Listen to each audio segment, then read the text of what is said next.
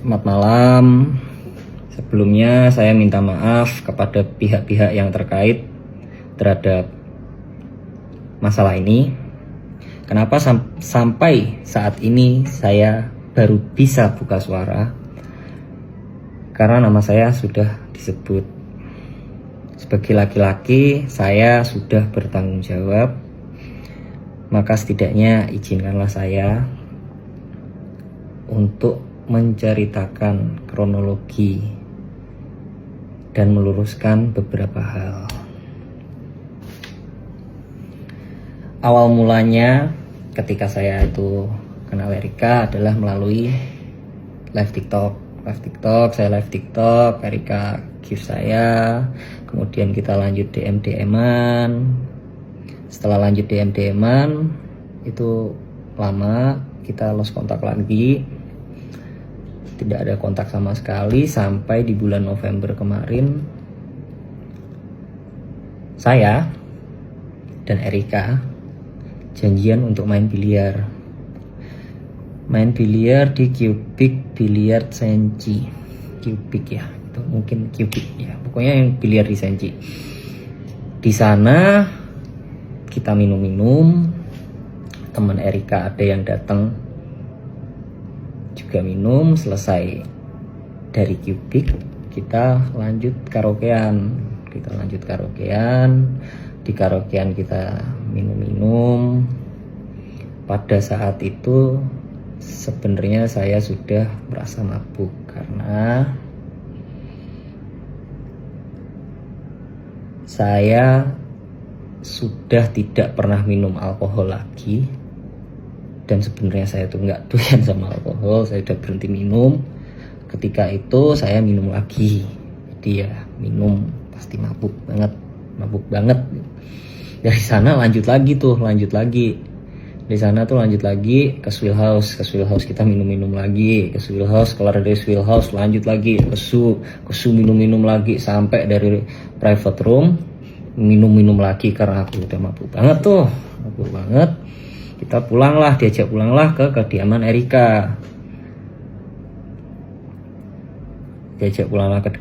Erika. Dibilang jangan pulang, kan mabuk di sini aja. Oke. Besokannya saya kan punya job di Batam. Besokan harinya saya berangkat ke Batam. Pada saat itu kita masih intens, chat-chatan kita masih intens, kita masih video call bareng gitu kan, Tiba-tiba Erika ini samperin aku, saya tidak tahu. Tiba-tiba Erika itu samperin aku udah sampai di Batam. Akhirnya nemenin saya perform, minum juga. Selesai perform itu minum juga. Pulang bareng. Esokan paginya saya berangkat ke Batu Raja. Kok Batu Raja ya? Mana ya? Jambi. Esokan harinya saya berangkat ke Jambi. Erika pulang ke Jakarta. Kita flat berbeda. Tapi beberapa hari itu, setelah itu kita masih intens chat-chatan, intens video call, hingga Erika ini saya rasa agak aneh. Anehnya kenapa tiba-tiba cuek. Yang awalnya udah makan apa ini, tiba-tiba cuek. Saya coba tanya kenapa, gak apa-apa. Oke, saya diem. Saya coba chat lagi. Lama-lama gak ada jawaban. Saya chat sampai bener-bener gak ada jawaban. Akhirnya aku chat panjang, kamu nih kenapa sih sebenarnya, ngomong kalau ada apa-apa itu ngomong, coba jelasin ada apa. Di sana dia marah. Karena dia marah dengan alasan yang tidak jelas. Menurut saya itu ya ini itu ada masalah apa sih, kan gak jelas. Akhirnya saya cuma jawab dengan emot senyum. Ya sudah. Tiba-tiba setelah itu kita nggak ada kontak sama sekali, di tanggal 30 Desember, itu 1 hari sebelum saya main di Medan untuk acara New Year, Erika telepon. Pertama nanya, lagi apa? Oh, enggak lagi apa-apa. Kenapa? Aku hamil. Dia mengutarakan bahwa dia itu hamil. Pada saat itu karena saya juga syok dan saya masih ada pekerjaan, saya bilang, oke, kamu di rumah sakit mana? Saya akan datang. Tapi saya mau selesaikan perform besok dulu. Gak apa-apa kan? Gak apa-apa, oke. Di hari yang sama saya langsung telepon orang tua saya. Saya jelaskan, Pak, ini hamil. Terus orang tua saya memutuskan, ya sudah, ayo berangkat ke sana. Oke. Singkat cerita, kita berangkat. Saya dengan orang tua saya berangkat ke sana. Orang tua saya menjelaskan kondisi saya seperti dalam podcast tersebut.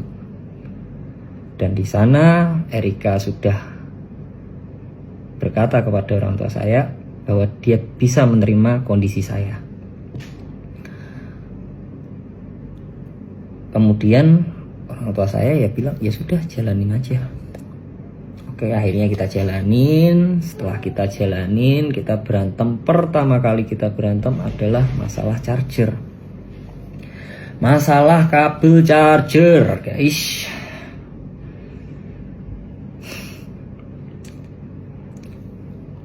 Jadi pada saat itu kabel charger saya kan nggak ada. Dia itu pinjemin kabel chargernya dia. Karena kan itu kan aku kan berangkat keluar kota. Nah, setelah selesai perform, saya buru-buru pulang, terlebih dahulu pulang untuk temani Erika. Karena saya tahu posisinya lagi hamil, saya selesai perform, saya ambil flight yang paling pagi untuk temanin Erika. Saya capek, masih apa. Saya temanin Erika udah nanya, kabel charger gimana? Saya juga belum istirahat kan posisi saat itu kan. Saya pokoknya fokus temenin dia aja. Fokus temenin dia deh. Kabel charger gimana? Ada kok. Aku jawab gitu, ada kok. Kasih tahu asisten kamu ya. Suruh cari itu kabel charger. Bilang Erika marah. Pada saat itu saya juga tersulut emosi. Saya bilang, ini apa-apaan? Cuman masalah kabel charger aja marah.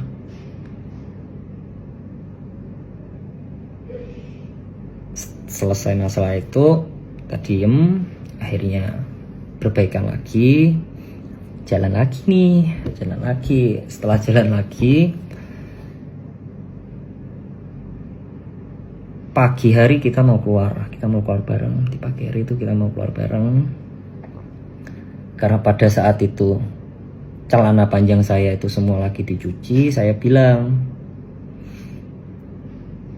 apa aku pakai celana pendek aja ya?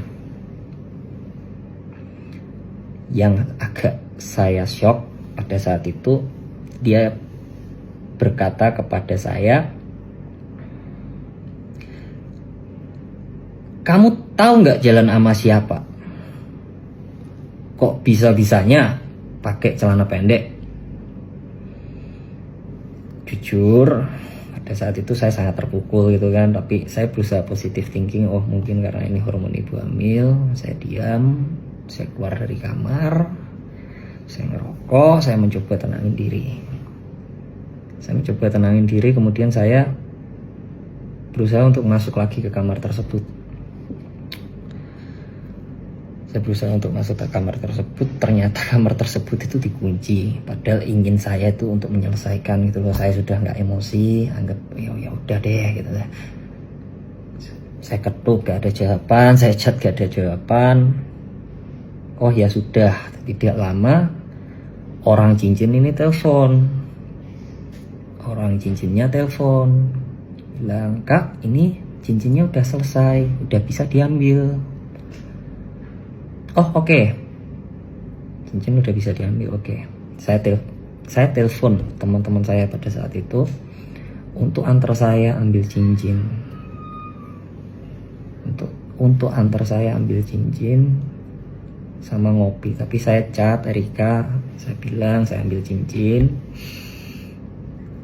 saya ngopi dulu. Udah pulang dari sana. Setelah ambil cincin, saya berusaha masuk lagi, ternyata pintu udah dibuka. Tapi ini posisi teman saya sudah pada pulang ya, istilahnya teman saya tuh cuman antar saya.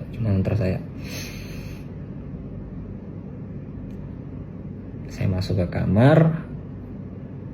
Niatan saya itu untuk bikin mood dia seneng dulu itu. Ini loh cincin udah jadi. Saya coba tunjukin gitu, cuman reaksinya tidak seperti yang saya kira. Dia bikin kata-kata,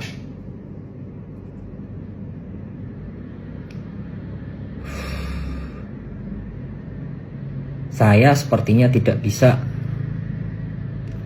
melanjutkan hubungan ini. Udah, kamu diam aja.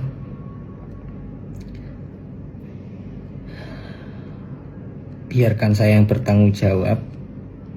Kalau bisa, tidak usah ada orang yang tahu ini anak bapaknya siapa."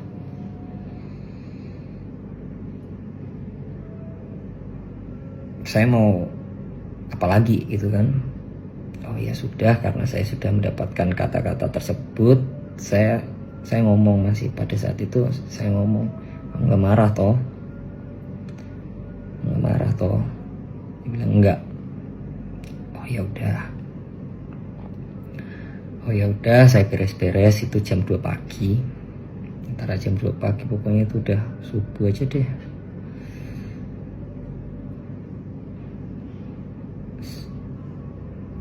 Saya telepon teman saya.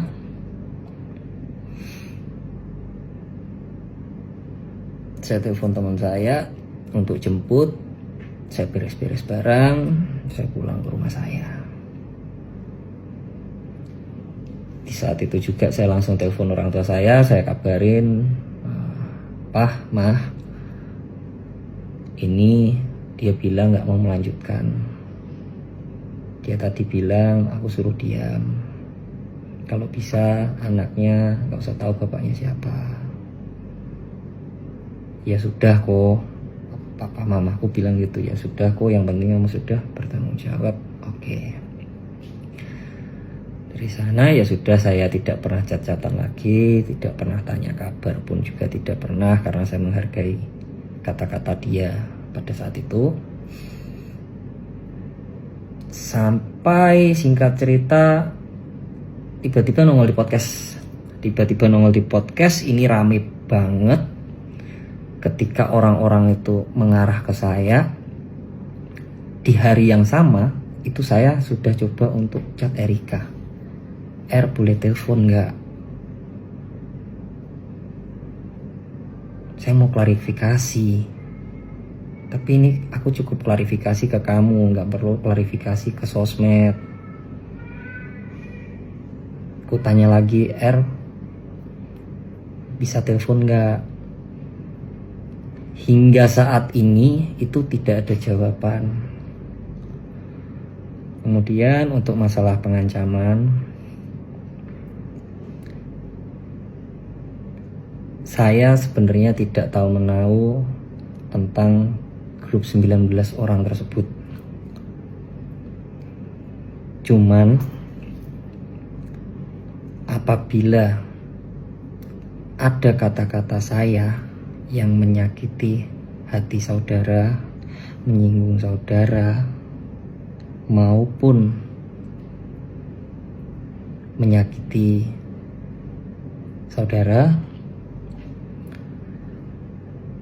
Saya minta maaf sebesar-besarnya. Dengan rendah hatinya saya minta maaf sebesar-besarnya, karena saya juga mendapatkan ancaman. Saya mungkin juga sedang emosi, saya kilaf, saya dapat dorongan dari luar. Sekali lagi saya mohon maaf sebesar-besarnya. Sekian klarifikasi saya. Saya minta maaf banget buat fans-fans saya. Saya minta maaf banget sudah mengecewakan sekali. Terima kasih selama ini sudah selalu support saya. Terima kasih buat orang-orang yang sudah support saya. Saya cuma ingin meluruskan hal-hal yang bisa diluruskan.